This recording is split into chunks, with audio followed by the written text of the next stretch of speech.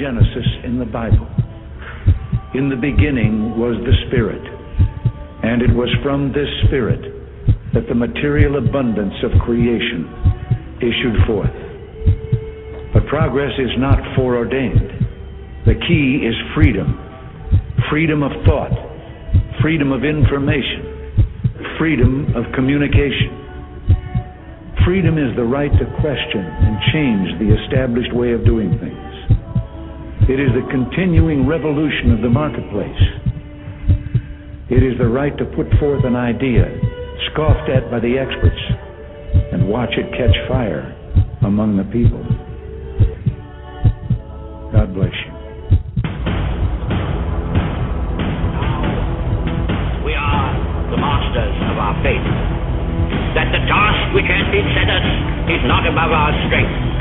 That its pangs and toils are not beyond our endurance. As long as we have faith in our cause and an unconquerable willpower, salvation will not be denied us. Liberty is not built on the doctrine that a few nobles have a right to inherit the earth. No! No! By the unalterable, indefeasible laws of God and nature, as well entitled to the benefit of the air to breathe, light to see, food to eat, and clothes to wear as the nobles or the king. That is liberty. And liberty will reign in America. Welcome to PoliticalVindication.com on the air, brought to you by the CB Media Network. My name is Frank, and I'm here with Shane, and like we do every Tuesday, 5 p.m. Pacific Standard Time, we're here to do our part to make the reign of Barack Hussein Obama a one-term phenomenon. Tonight, we welcome Bruce Thornton, author of the book, The Wages of Appeasement, Ancient Athens, Munich, and Obama's America. And he will be here to explain to us the inherent weakness of democracies and their willingness to capitulate to brutal dictators in forms of appeasement so to secure short-term political victories defined by the utopian visions of the left. Mr. Thornton will join us in just a few minutes.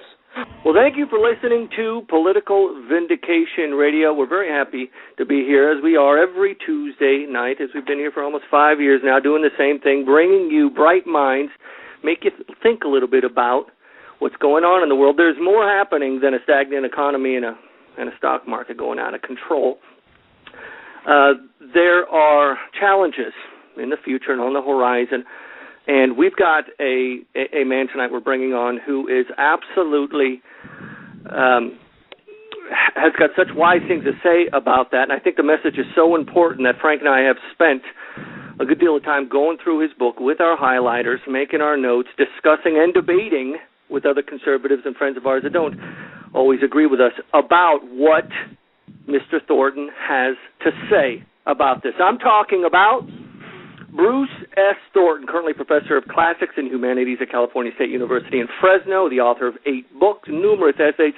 You've seen him on TV History Channel. You've seen him on Mayer's Politically Incorrect. He's a warrior, and he's bringing, again, more for us to talk and debate about. Mr. Thornton, thank you for joining us on Political Vindication Radio. Thank you. I appreciate it. The Wages of Appeasement, Ancient Athens, Munich, and Obama's America. It's a book with a message.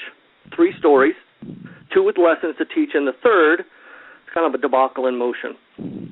And but the end to that story hasn't been written yet, that third story. And I'll ask you later whether you're optimistic, Mr. Thornton, about America's battle with evil. Let's start with Philip II and the Athenians. Philip II, Macedonia, father of Alexander, who would be labeled by the Romans the Great. Philip, leader of a despised people. I mean, the Athenians gave no thought to them. You couldn't even buy good slaves from a place. The Athenians complained. But Philip was ambitious, and Athens just as ambitious but arrogant as well. Tell us, was it that they underestimated the man who would finally consume them, or was there another poison that paralyzed this great city from defending itself? Well, of course, as you point out, the traditional Southern Greek disdain for their cousins to the north was part of it. So it was a failure of imagination which is always, as we'll see, a constant in this whole issue. But I think the lesson of Athens is more what happens when political virtue decays. What happens when the citizens begin to look at the state not as something that they are part of and that reflects who they are and that they love and want to serve, but they see it simply as a dispenser of entitlements. And this is what begins to happen in Athens in the 4th century BC. By mid-century, just about every Athenian citizen on every day of the year got some form of other state subsidy or state pay.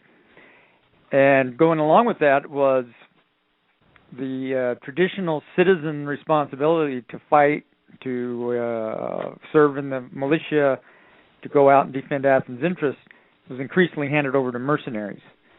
And so that decay made it easier to sacrifice long-term security for short-term interest. And that's a lesson I think that obviously applies all the way down to today. You bring up the Churchillian Demosthenes, who tries very hard to make the case. Indeed. And fails in doing so. But the causes, you write, will be found in self-interest, which you just brought up, whether by individual city-states or factions within a state, by the weakness of a direct democracy confronted by an autocrat. We see this again in your next story about Munich, but very difficult for a democracy to battle against a tyrant who can move, right? To destroy simply by his word. Yeah, absolutely. And this is the sort of hard part of the lesson. I mean, when we enter into thinking about appeasement, we always think of Chamberlain at Munich and the famous photograph and Peace in Our Time, and we think, well, he was weak. If he hadn't been there, somebody strong had been there. That's part of the story, but we have to confront that democracies, traditionally from Athens to the present, have difficulties and weaknesses. And you put your finger on one of them. Democracies, by definition, because they have citizen accountability, which is a great thing, through vote and through audit, elections in ancient Athens every year. For us, it's every 2 years. That means that political factionalism, that is control of various portions of the citizens, of the struggle for control over the state, takes precedence over long-term planning, long-term threats. And the short-term interest, the success of one's own faction, one's own party, we would call it, takes precedence, and problems get kicked down the road and sacrificed to what makes us successful today. Now, you mentioned Demosthenes. That's what he spends all of his time doing in those fantastic speeches, which are some of, by the way, the greatest, along with Churchill's, the greatest speeches in defense of political freedom and what it takes to keep political freedom. He tries, but he just can't overcome those structural deficiencies. See, I guess when you're the aggressor, you can get by with this here. Well, of course, because you answer to yourself. Sure. As Demosthenes in one of his speeches says, he says, look, Philip, he controls the money, he controls the army. He doesn't have an assembly of several thousand citizens he has to argue in front of and debate and take a vote and be subject to any sort of audit. So aggressors such as that always have an advantage over democracies because democracies work somewhat slowly through the verbal procedures that an autocrat simply doesn't have to put up with. And of course, later on in the 30s, in the struggle between Hitler and the Western democracies, you see the same problem. Well, see, the Romans seem to have learned something from the Greeks, who they idolized.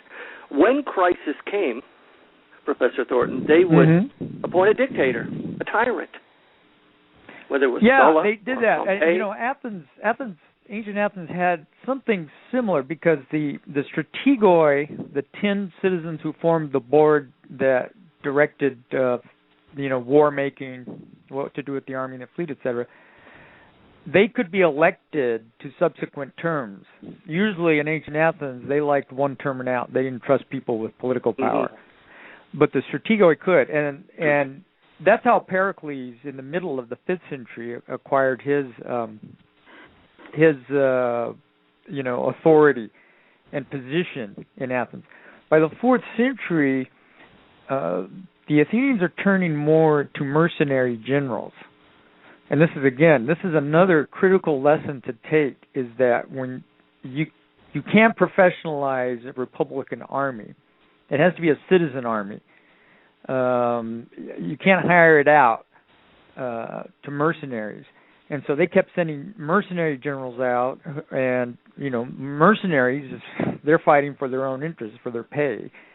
And they're not necessarily looking out for the interests of the state. So Athens had something like that, but the developments that I've already mentioned in the 4th century didn't allow for that sort of thing to happen. And you can live on the fumes of what generations past have done. Marathon, where these men went out and fought, and in a sense, as I read through your book, Professor, I'm always, maybe my brain is searching for links to America and lessons to learn from that. And so very often we're hearkening back to previous generations. We want to label them and say, this is the greatest generation, and this is that gave us that here. But each generation is responsible really for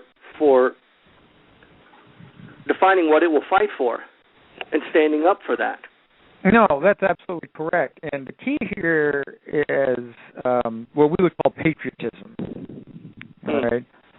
That's a bad word. Well, of course it's a bad word today on the left in the university. But all those weaknesses of democracy, and this is a point I come back to in the conclusion, all the weaknesses of democracy don't have to be fatal as long as there is that deep, abiding loyalty and love to the state, because it is yours.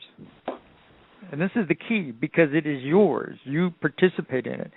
When you see it as simply a dispenser of entitlements that you owe no loyalty to, and that your only relationship to it is to see how much you can control to get something for yourself, what the founders in the Federalist Papers called factionalism, and what horrified them, having the lesson of Athens, by the way, before them, then all those weaknesses that we're talking about can become dangerous, if not fatal.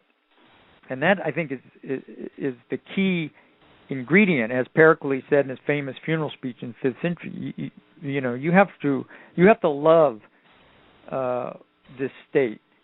Not in any creepy, blood and soiled Nazi sort of way, right? But in the sense that it is an extension of what you are.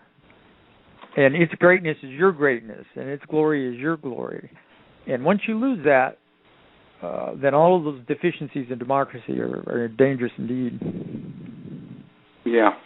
Professor Thornton, this is Frank, the other half of Political Vindication. Frank. I want to welcome you on tonight. Thank you. And I'd like to move on to Chapter 2 of your book, and that is England and Germany. And I have to tell you, this is one of my favorite chapters I've ever read in any book, and I'll tell you why. I was a history major in college. And just like the 1980s, for some reason, the 15 to 20-year period you cover between the end of World War I and the beginning of World War II, history professors tend to ignore this little time span that's so important.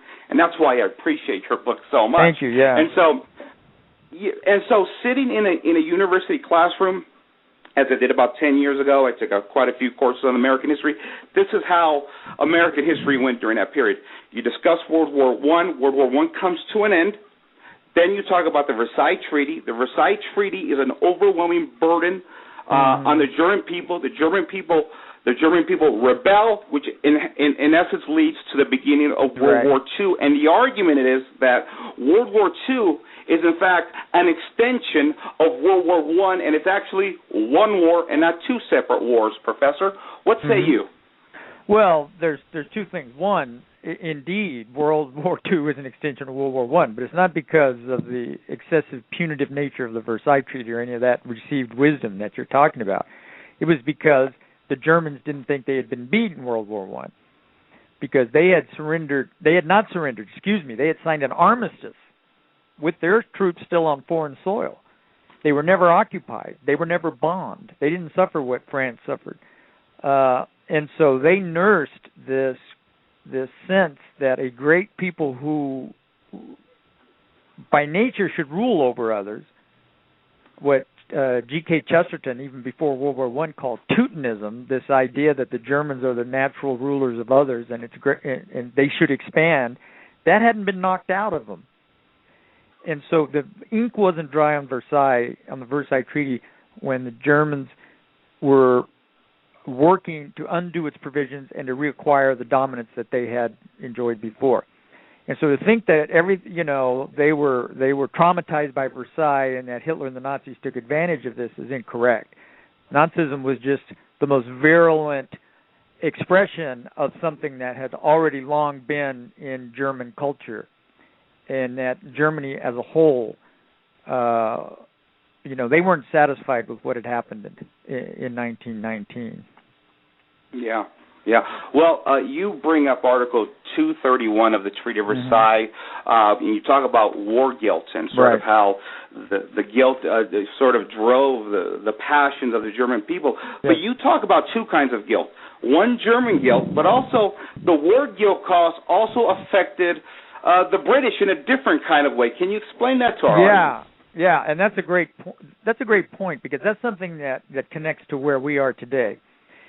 And first, Versailles never said guilt; it said responsibility, which was true.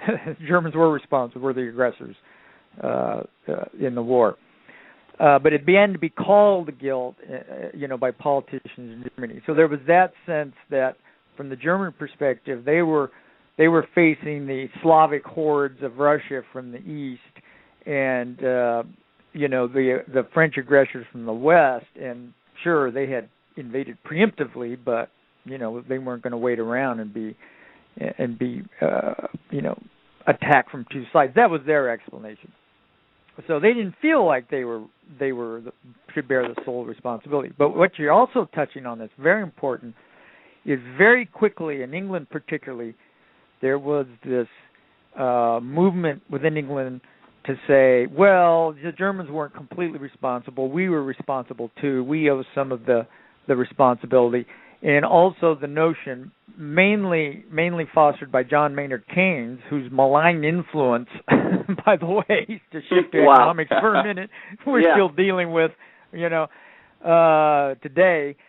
in his 1919, book on the reparations, fostered this notion that the British were serving the interests of France, who were being irrationally punitive.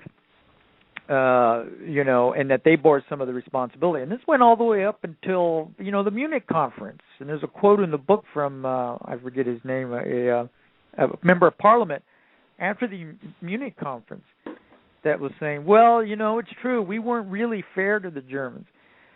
And the fact is, if you compare the terms the Germans imposed on the French in 1871 after the Franco-Prussian War, which included the seizure of Alsace and Lorraine, two whole French provinces, it could have been a lot worse for the Germans. So this whole notion of the punitive, unfair Versailles Treaty that fostered this self-loathing among a lot of the British governing class was very much a factor in the subsequent appeasement of Germany. I tell you, reading your book has changed my thoughts on quite a few things. That I thought I would not revisit, and that is that, here in America we tend to give the backhand to the French. Mm-hmm. We have a lot of jokes. We joke a lot about the French and their cowardice or habitants.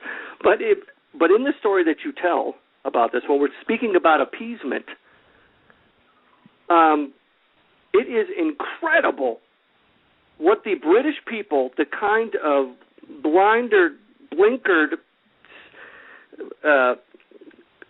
circle of fantasy that they were in a time when it didn't take a rocket scientist to figure out what was going on in Germany, what was happening. And the French, I mean, if I understand it correctly, Professor, the French were furious because I think they understood exactly what was happening, what was going on. Well, they had been invaded. England hadn't.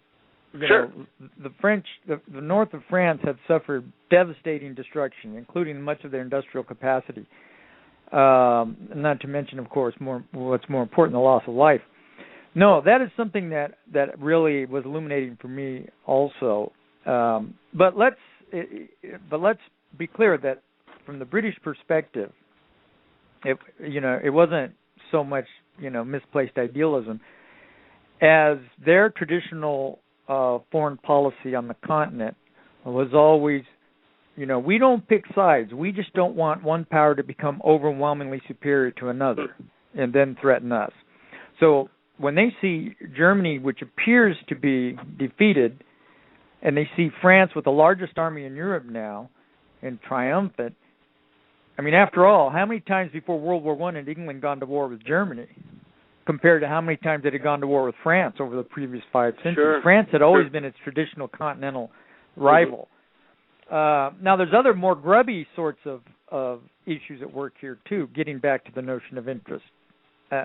England, as did America, by the way, during this period, they wanted a Germany back up and running economically as a source of trade and foreign investment.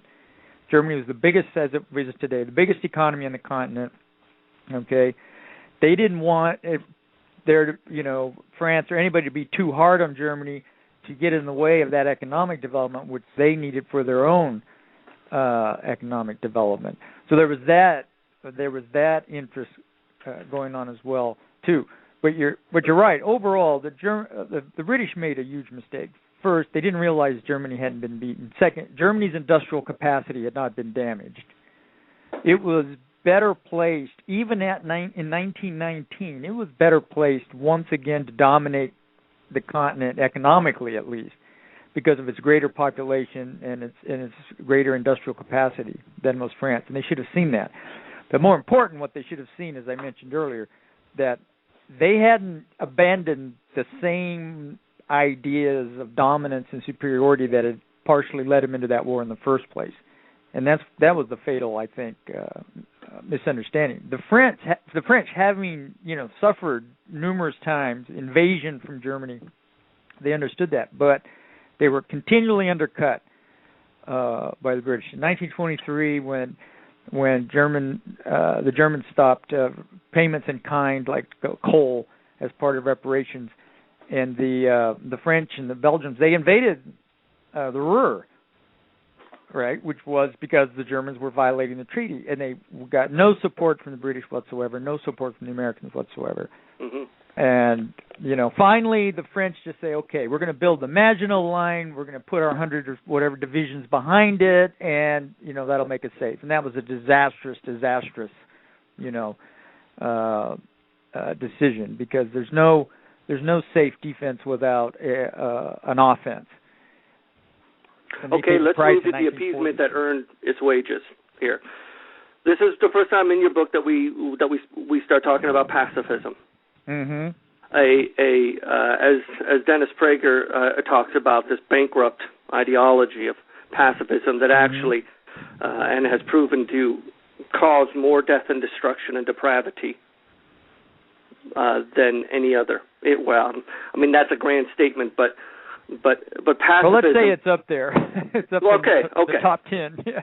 Excellent. Thank you. I want to qualify that, but when you are hearing about, and this is one of the reasons why I say to you, Professor, that when you're telling the story about the political climate in Britain in the 30s, and you're speaking about the referendum where 87% of the people say that they would rather have the League of Nations defend Britain, things like this. We find that today incredible to say such a thing.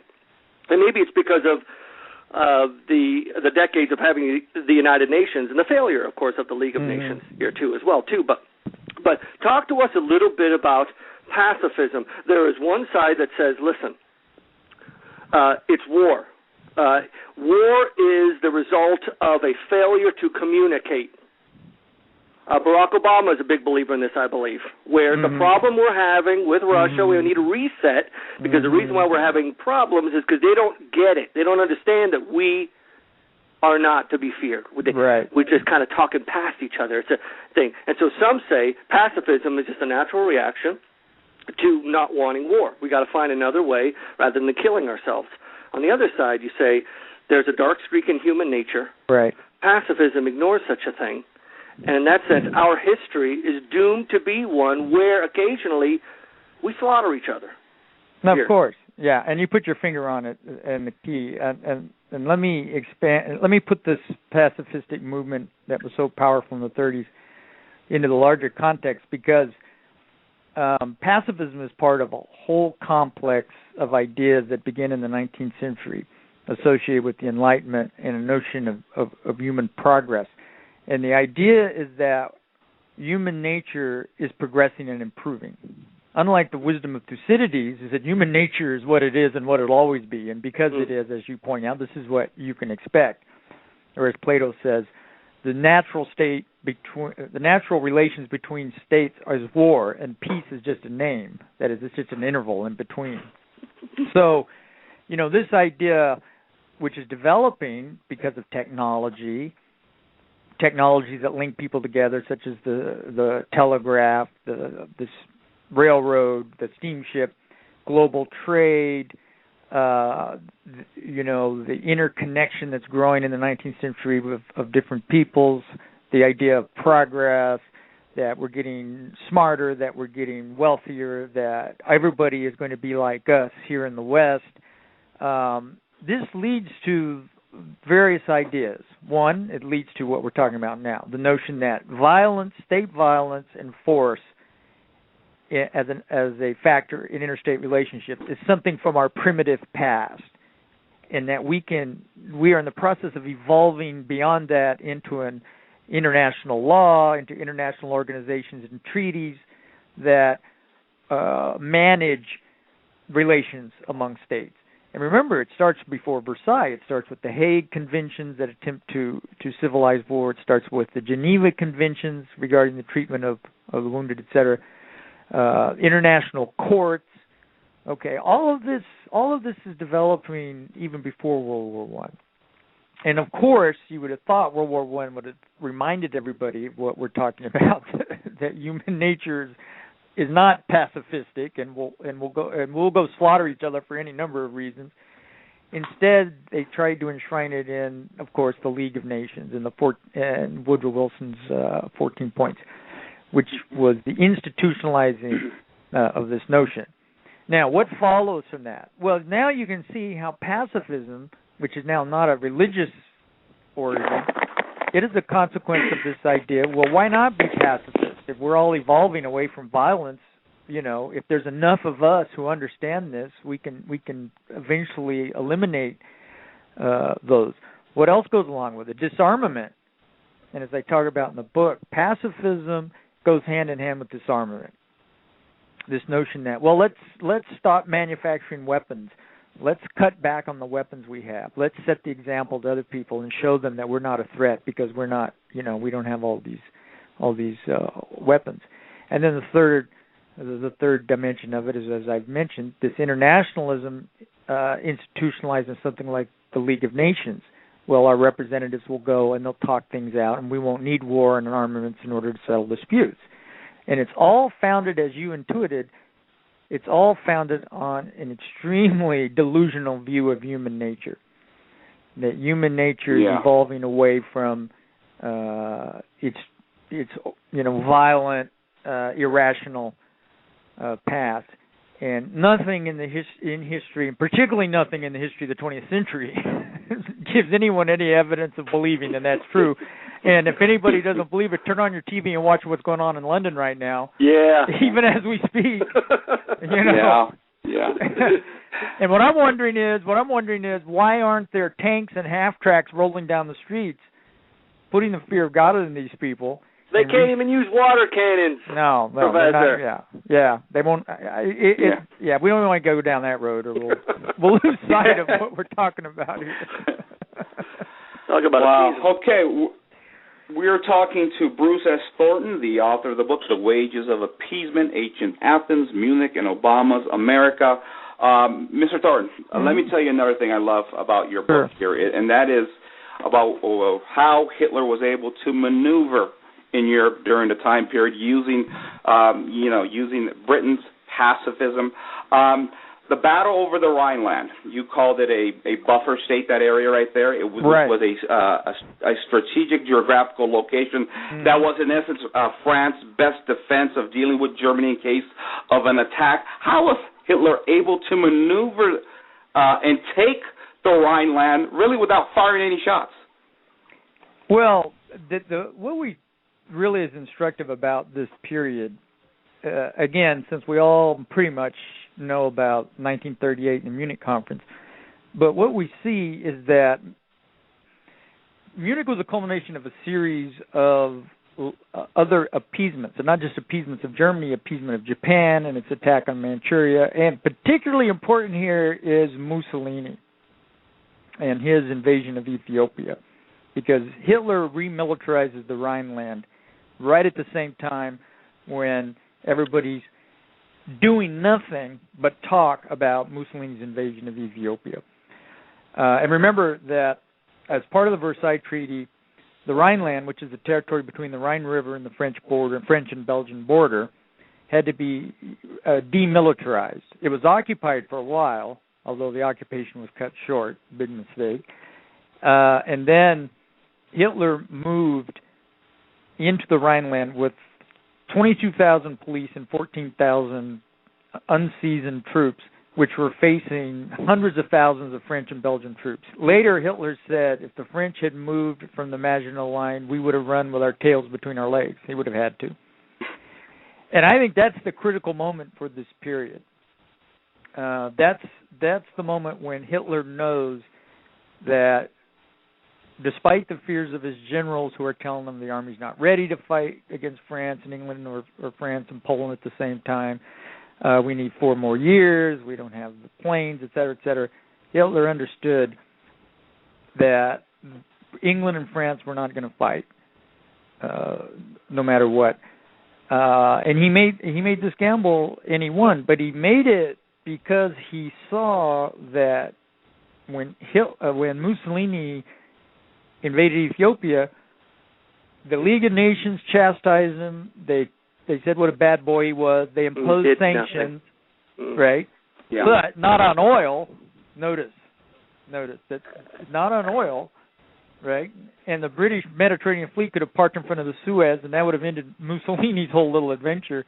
Once he saw that, and he saw that the League of Nations was toothless and was not going to do anything but talk, then he went ahead. And that's when he knew that his whole plan that he had laid out in Mein Kampf, that his whole plan was possible because of the failure of nerve and the loss of confidence of France and England.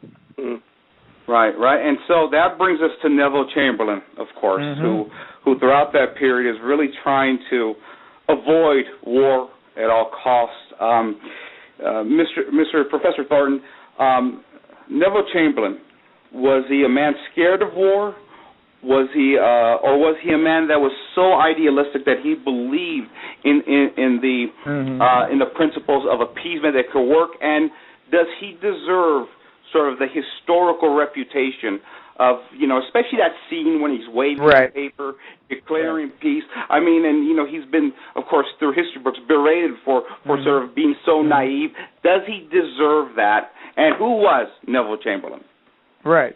Well, Neville Chamberlain deserves it only insofar as he's the representative of the people who deserve it as well. I mean, he's the face that we put to the failure because that's the price of being a leader.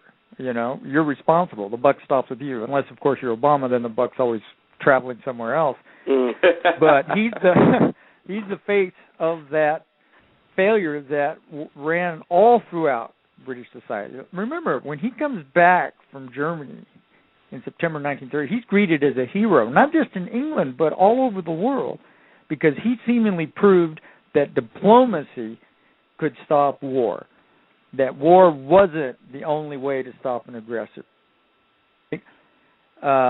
So, he deserves it somewhat. And you say, was he just idealistic? Yes, he was idealistic. Well, he endorsed the same notions that we talked about earlier of internationalism, that you could by giving in and by finding out what people wanted and what aggrieved them and satisfying them.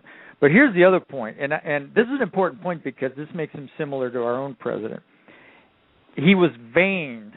He had a vanity about his powers of persuasion, right, of the influence that his character could impose on Hitler that utterly blinded him to the reality of who Adolf Hitler was. And there's no excuse for that because the ambassadors, the two previous ambassadors to Germany, both had read Mein Kampf, both had attended Nuremberg rallies, both read German, both knew what was going on, and they kept telling them, listen, don't dismiss this guy, don't fail to take him seriously. So there was no excuse. They couldn't say that they didn't know what the Nazis had planned or what they were like. Everybody knew what they were like and what was happening. But it's really painful to read the notes of the cabinet meetings in the after the three trips that Chamberlain makes to Germany, of his influence over Herr Hitler, that Herr Hitler is a man of his word, that he admitted that Neville Chamberlain was the only man who ever got anything of him. Right? It's delusional, and we know what Hitler thought, because when he was getting ready to invade Poland, and way too late and at the wrong time, France and England guaranteed Poland's security, and Ribbentrop, after the announcement by France and England, and von Ribbentrop says, oh, well, are we worried? And Hitler says, don't worry about it. He says, I saw them at Munich terms. See, that's what he really thought about them. And when you see that and you see, Chamberlain's, belief in his powers of persuasion, boy, it really reminds me of somebody in our own time, who thought that he just had to show up in Cairo and give a speech, and that Al Qaeda would disband and the Muslims would love us, and just by the all way, a miscommunication. Right. By the way, let me just point out, I'm sure you know this, his popularity rating in the Middle East now is less than George Bush's was when he left office. Well, now, and that would be because I believe that they respect strength more than they respect compromise or the kind of thing. But let me just wrap this up real quick because I got a few questions I want to ask you about Obama here. Yeah. But this is such a fascinating topic. And Pat Buchanan, Tom Woods, we have a friend of ours, good friend of ours, who's been challenging and debating us on World War II and how it started. His view, their view, very often is that Adolf Hitler was put upon. The Versailles Treaty was good enough reason to defend the pride and the honor of the German people, that Adolf Hitler never wanted to go to war. All he ever wanted to do was to make sure his country was safe and make sure his people were fed and respected. And those other countries that he, invaded, there were Germans there. They wanted to be Germans. He was simply acceding to their wishes and that, and absorbing them back into the German. Yeah, I don't think that's an argument that can be sustained. I mean, again, you read Mein Kampf, he makes it clear, that he is conceiving of a vast German empire on the continent and in the East for a racial German empire, purified racial German empire that will require Lebensraum, this room to live and to multiply and to grow. And he took all of that stuff seriously. It was wacky, it was irrational, it was, basically junk, but he and many Germans believed it. And all those other factors, we've already talked about the punitive Versailles Treaty. That doesn't hold up, I don't think, to the evidence. Certainly, Versailles did create the conditions of further conflict, but not because it was too hard on Germany. But here's why. It's because it tried to incorporate two mutually exclusive principles. One, we've talked about already. This is a transnational, institution in which, countries can sit together around a table and achieve their mutual interests. On the other hand, it enshrined the notion of ethnic self-determination, right? But ethnic self-determination in Europe at that time was utterly impossible. There were some 30 million different ethnic groups scattered here and there. It wasn't just the Germans, it was Hungarians and Slavs and everybody. I mean, there was no way to give them each their own country.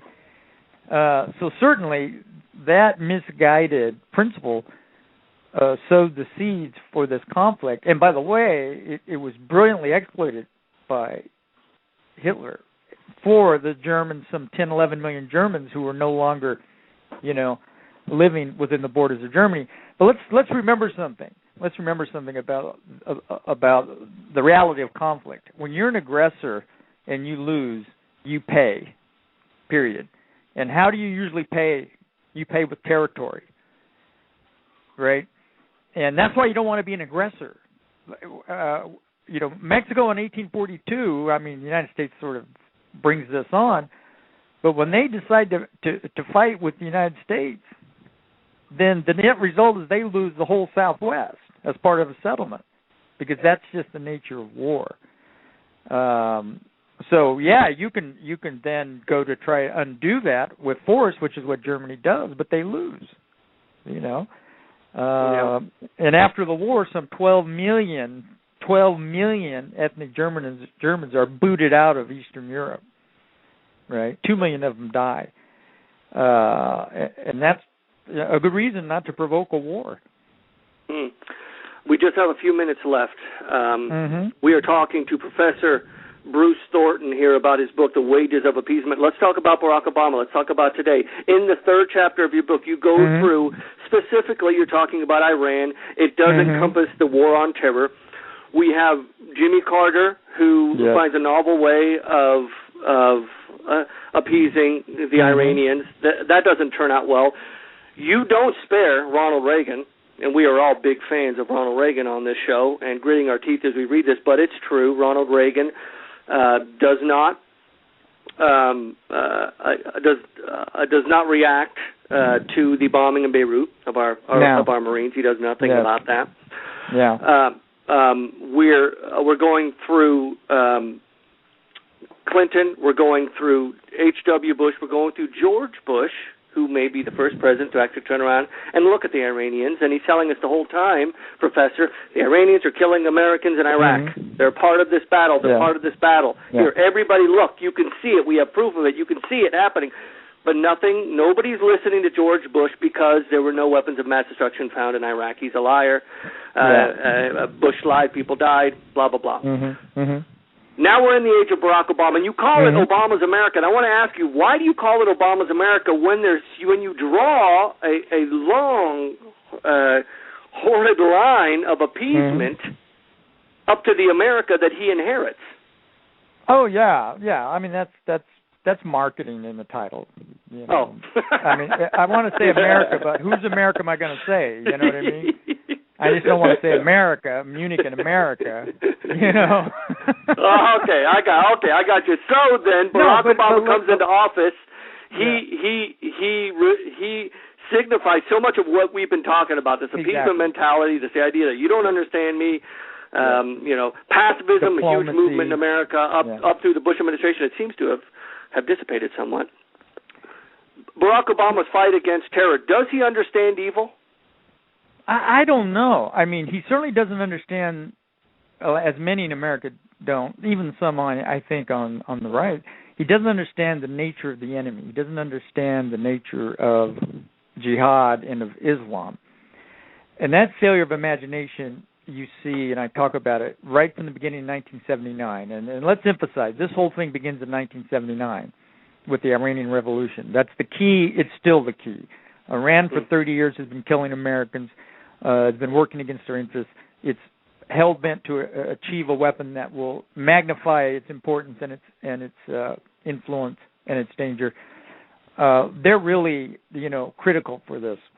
And they have been appeased for 30 years through administrations, both Democrat and Republican. And partly that is a failure of imagination to step outside our own secular, Enlightenment, separation of church and state kind of paradigm, and to see the nature of modern Islamism, which, by the way, begins long before Israel, long before, World War I, all of this. And so that's a huge factor. So thinking that everybody's like ourselves, what do? We say, well, what do people want? Well, people want to live in peace. They want leisure. They want economic development. They want iPods, iPhones. They want 25 porn channels on the satellite. They want all these things we want.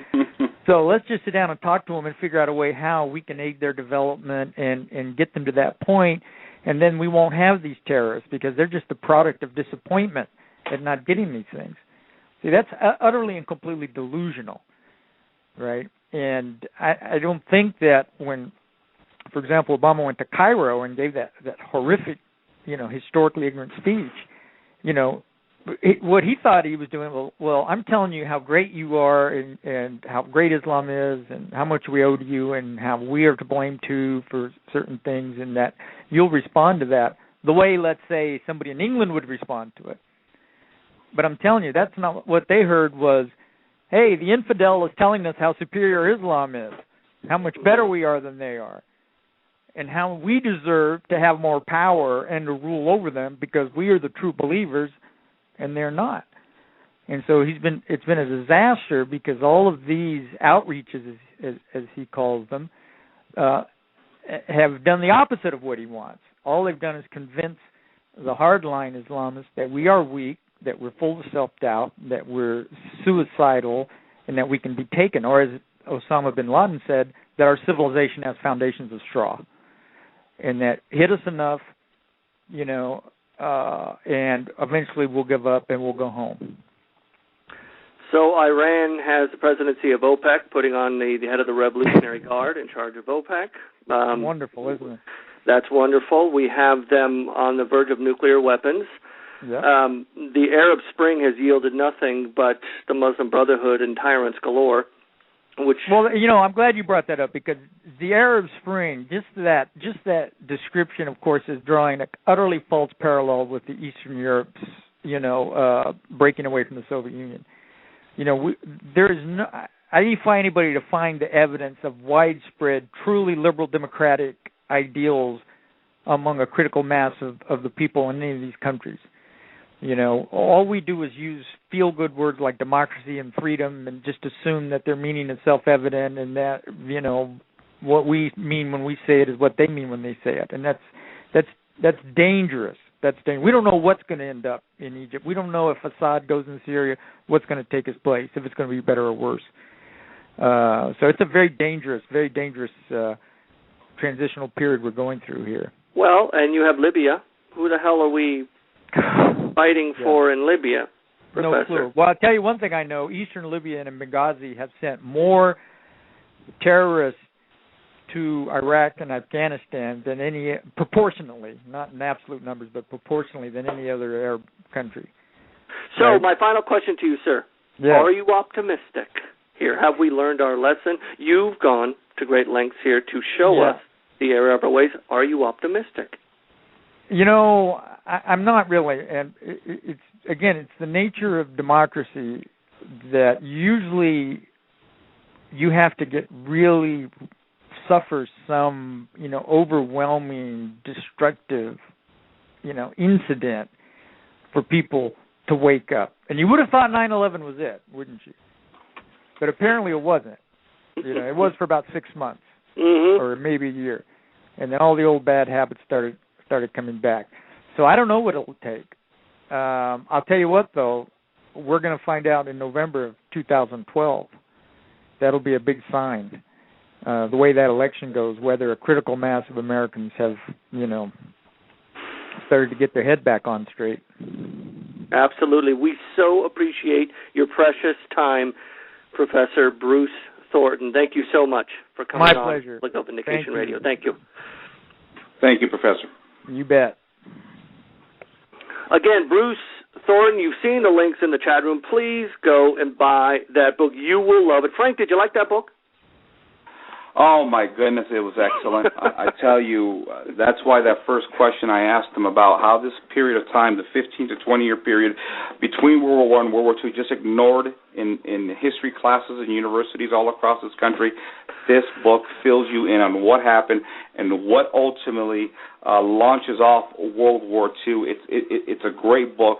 I also love the fact that he constantly has not just historical data, but he gives the context of the story and how everything broke down, how Hitler was able to maneuver and take every territory. I know one of the charges that many people say is that, well, you had a bunch of Germans that lived in Austria and Czechoslovakia, and Hitler simply wanted to, reunify the old, German Empire, what was taken from them. And so, but you know what, Shane, when there was an opportunity for the people of those countries to vote on it, what's that called when you have a national referendum? Plebiscite. Again?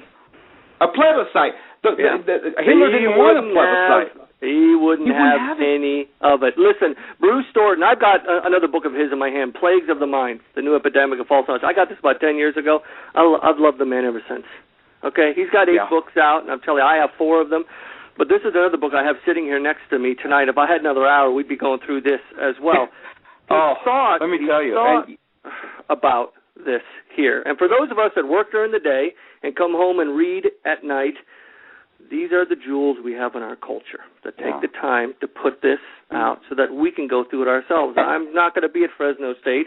I'm not going to end up at UCLA here. I've got a family to feed, and I have my career. But it's important for every citizen in our country to understand where we came from. Yeah.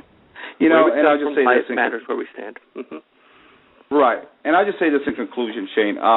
Even going through the very last chapter, America and Jihad here, he starts from the very beginning and talks about the perception of America after the failure in Vietnam and how damaging that was. I've got to say, I'm very amused. I'm sorry. Go ahead, Frank. Sorry about that. That's all right, buddy.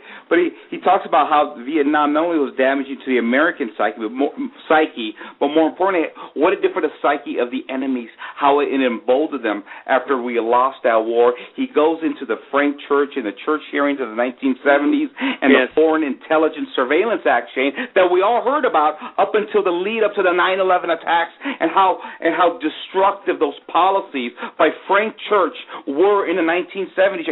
This thing is chock full of not only history but knowledge, and really helps you understand where we are today on the war on terror and how we got here, my friend. That's the beauty of this book.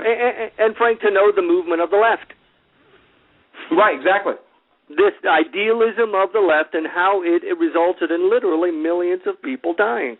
Here, to not recognize the dark streak in human nature that says sometimes you can't talk evil into passivity. You've got to fight it. You've got to fight it now. Now, when you fight it, well, we can debate on that issue, but recognizing it first is the first step here. And on the left, there's a big agreement that there's no such thing as evil, just misunderstanding. Political vindication. To vindicate the convictions that ensure liberty, respect life, and honor tradition. But not all convictions are equal. We've seen a nation that revolted for its freedom forget that we are born free and choose to abandon that dignity. We've learned that progressivism isn't progress, and liberalism has nothing to do with liberty.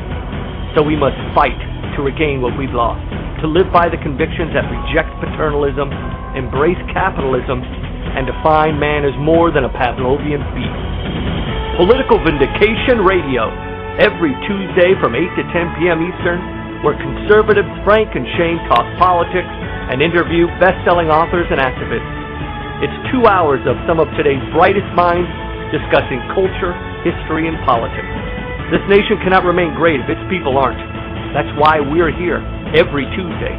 We've got to bring more than hope and regret into the future. Political Vindication Radio. It's where patriots meet.